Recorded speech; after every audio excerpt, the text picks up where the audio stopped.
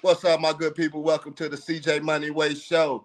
Hey, I'm proud. I'm happy to have this special guest on with me today, Tav- Tavetta Yes. Patterson. Very accomplished woman. Uh, Multiple books. She's also co-authors a couple of books. Founder of Abundant Life Publications. Hey, welcome her to the Moneyway Show. Hey, I'm glad that you came on today. How you doing? I am doing well. I want to begin by saying thank you. I appreciate you, one, for remembering who I am and a speech that I did many moons ago. Thank you for that because sometimes what we do, we don't see the people, right? We don't see what kind of difference is made in their lives, and we may not get to hear that, but you made sure that you expressed your gratitude, and now you have this amazing platform that you've invited me to speak with you on. And so I say thank you. No, thank you. I really appreciate it. And yeah, I mean the story that you actually told that day, it was it was refreshing. And I love, because sometimes you put yourself in a situation, and then when you see somebody talk about something that you like, wow, that's a resemblance of me. That's a resemblance of my lifestyle. And the way that you put it, the way that you said it, and I never forget, it was you went through the story and you say the little girl, and Yes. then you went through all these things that the little girl had been through and what the little girl had done and the things that after all of this, turmoil and trauma in the beginning, and now the accomplishment, and then in the end, you say, "And that little girl was me," and that just always stuck with me, because it inspired me to say, "Well, that little boy was Yes. me." Absolutely. So we show up in the world as our adult selves, right? Hmm. But inside of the adult is the little girl or the little boy who had all of our childhood experiences. Some of those experiences were traumatic. Being born and raised in the housing projects of Gary, Indiana, going through junior high school and high school, seeing people that I grown up with as friends and classmates being murdered, like that was traumatic. It was a part of my past. However, our past does not get to define us, right? We get to define what our future is going to look like. And we can do one or two things. We can become a prisoner of our past, or we can find the purpose in our past Hmm. and then use that purpose to build a platform to help other people Yeah. go through what we've already gone through. And that's the path that I've chosen. And what a wonderful path. So, for the people, tell us some of the things that you're working on right now, currently that you're working on. Absolutely. Well, in 2006, I started this publishing and consulting firm, Abundant Life Publications.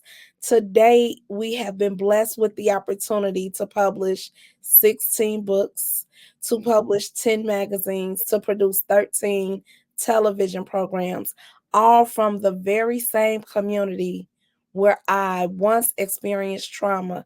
God has allowed me to experience triumph. And so, I always share that I am from the housing projects of Gary, Indiana, because I want other children and other people who come from where I come from to know what is possible where I come from. And Yeah. so that's what we've done in our business. And so we're always looking to give people an opportunity to publish their books in their authentic voice. Like, we don't look to change people's story Mhm. because everyone has a story to tell. And so we're always welcoming people who want to tell their story in their authentic voice and then build businesses around those books, because a book is a business. And if you have a business, you should have a book to tell the story of your business. Mhm.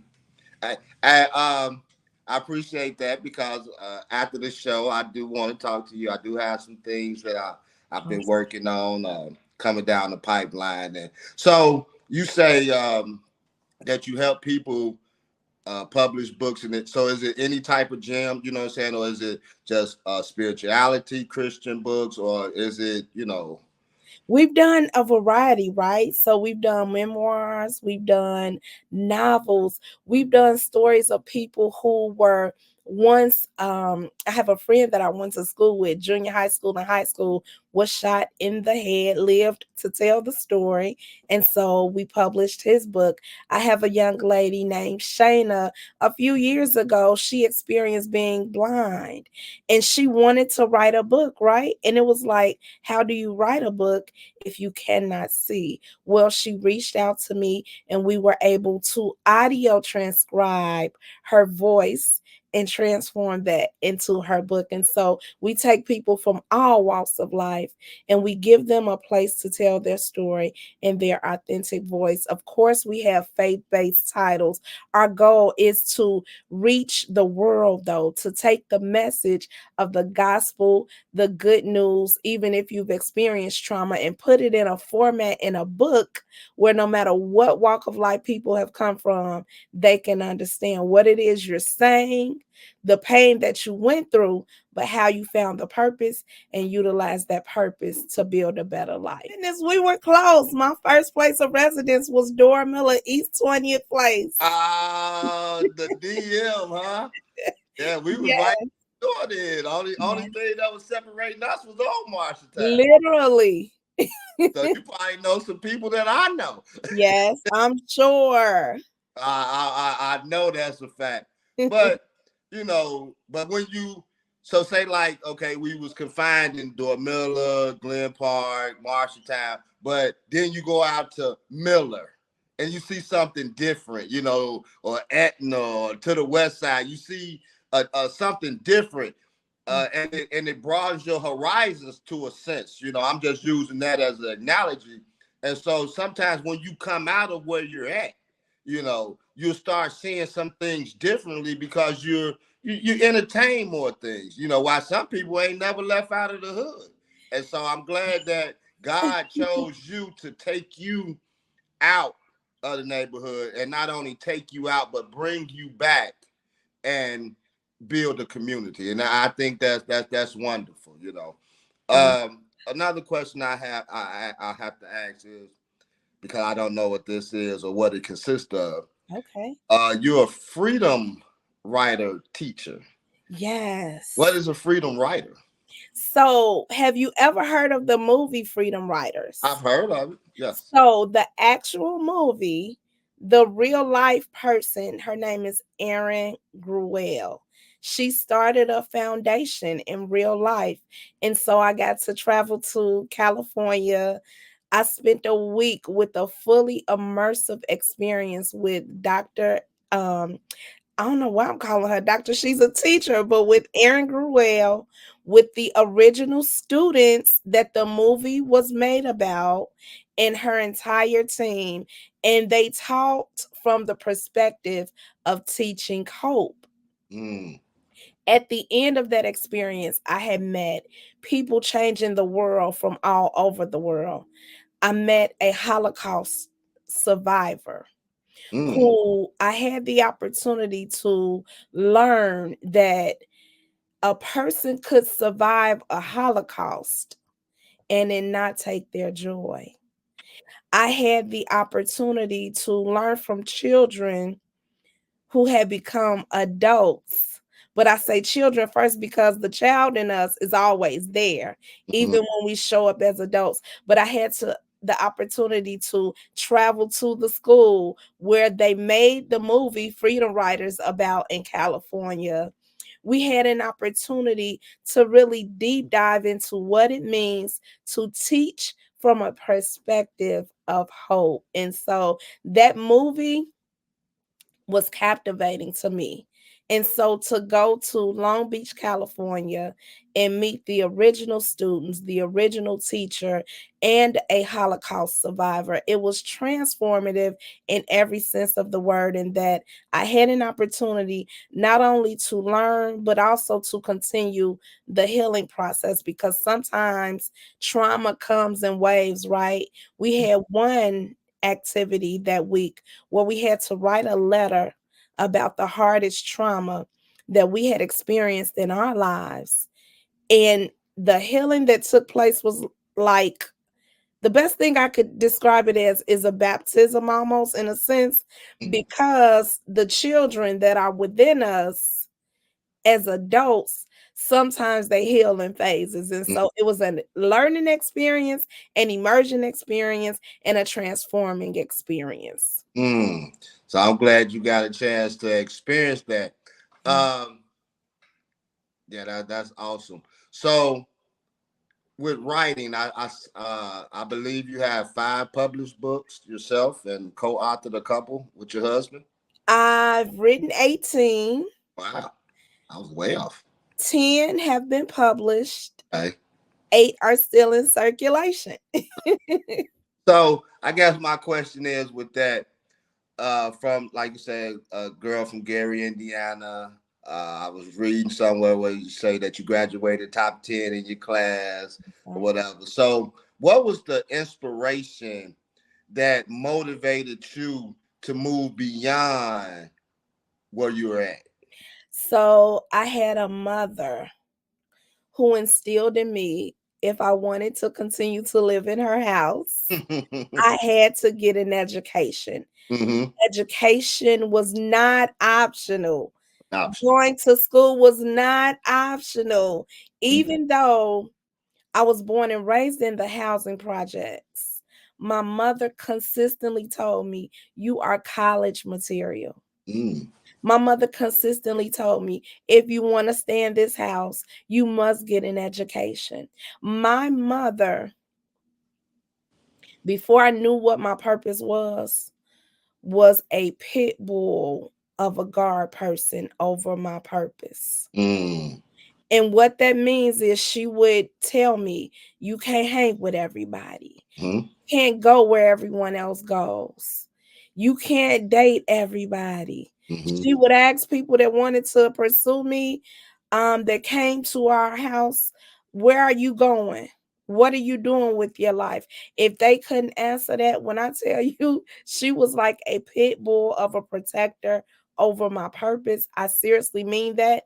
And she had to be, because she was a single mother Mm-hmm. raising a child in an environment that can devour you, Yeah. lock you up, throw away the key, or you can lose your life in the streets. And Mm-hmm. so she was a serious protector. She held it down. And so her push and her protection is my foundation. And everything that I am now, I consistently live in a way that honors everything she invested in me, because she invested a lot. You know, that's like the song back in the day. It say I had a praying grandmother or a praying mother, and Well, I had a praying grandmother, but I had a fighting mother. my mother. And, you know, because I can think about my life, because as long as I've been able to comprehend things or whatever, my Yes. mother, I have seen her pray every day. You know what I'm saying? Like when I was younger, I didn't see her miss a beat without praying. And so, like you say, a fight, because sometimes it's not a natural fight. Sometimes a spiritual fight too, Yes, uh, sir. spiritual warfare. And I have to give my mother a lot of credit too, because I know that it's a lot of things that I was out there doing when I was doing that God actually heard her prayers and protected me and saved me from a lot of things that I was doing. So I can relate to the fighting mother and the loving mother, the pushing mother. My mother was a little forceful too, but I wasn't as receptive. Listen, and that's why I had to clarify. I had a fighting mother, because that meant during those teenage years when I thought, one, my mother didn't want me to have any friends, Uh-huh. two, she didn't want me to have any fun. That meant if she had to go against me to protect my purpose, she Mm-hmm. did that. And when I say I had a praying godmother, She was a woman that I met in Ivanhoe Projects because we moved there after Dora Miller.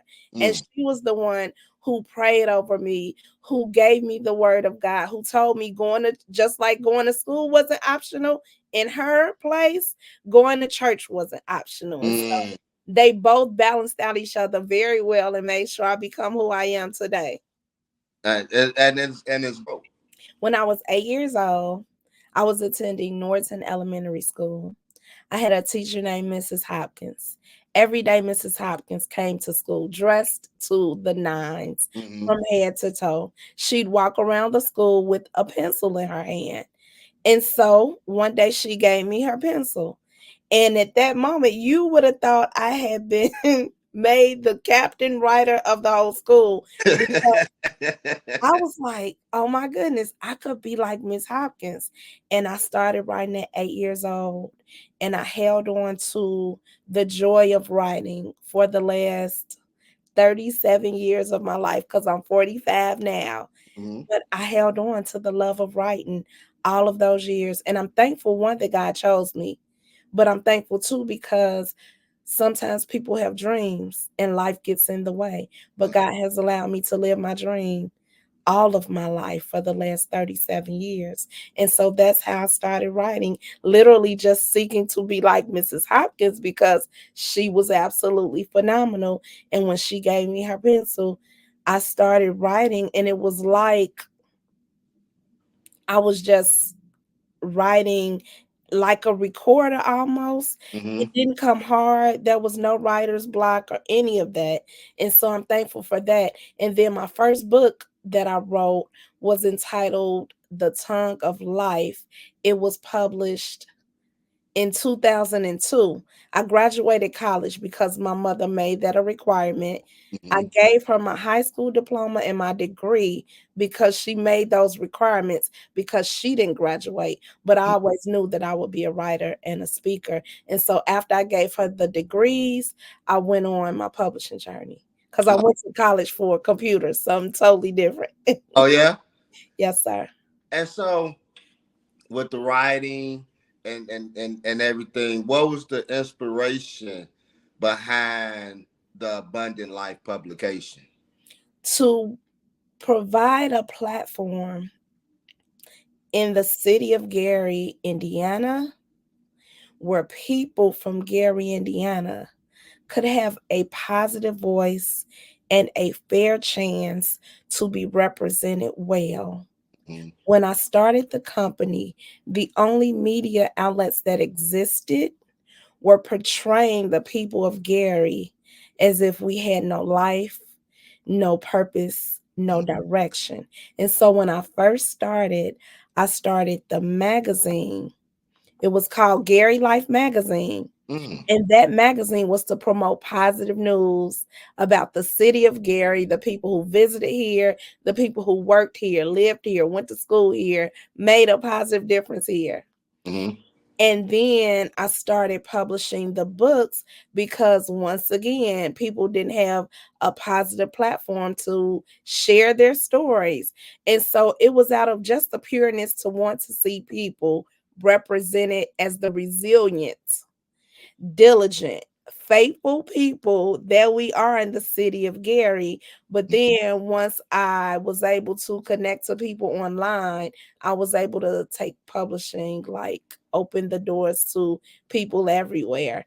And I started the consulting department because when I started in business and when I started my nonprofit organization, I would ask people for help and they would look at me strange. Mm-hmm. And some people would not share information that was valuable. And that didn't make sense to me. And so when I started our consulting company, I made a promise to God that I would help people and give them platforms to publish their books and to launch their businesses. And so that's when I started, and that's why I started.